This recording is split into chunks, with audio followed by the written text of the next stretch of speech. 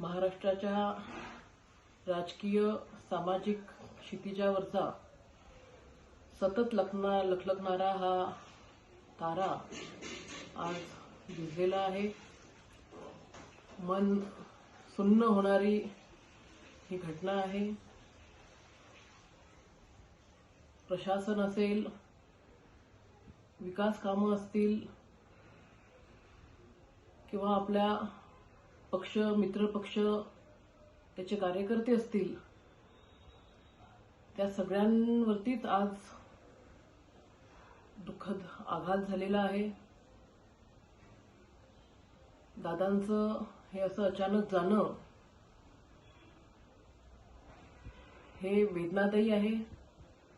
ही पोकळी कधीही न भरू शकणारी आहे. कुठल्या शब्दामध्ये आपलं दुःख हलकं करावं, खरं तर शब्द सुद्धा सुचत नाहीयेत अशी परिस्थिती ही अख्ख्या महाराष्ट्राची झालेली आहे.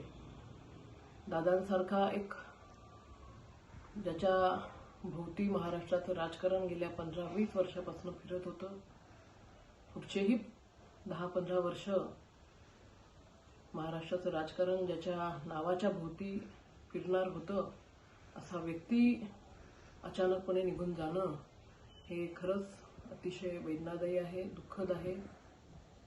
अतिशय जड अंतःकरणाने स्वर्गीय दादांना भावपूर्ण श्रद्धांजली अर्पण करते.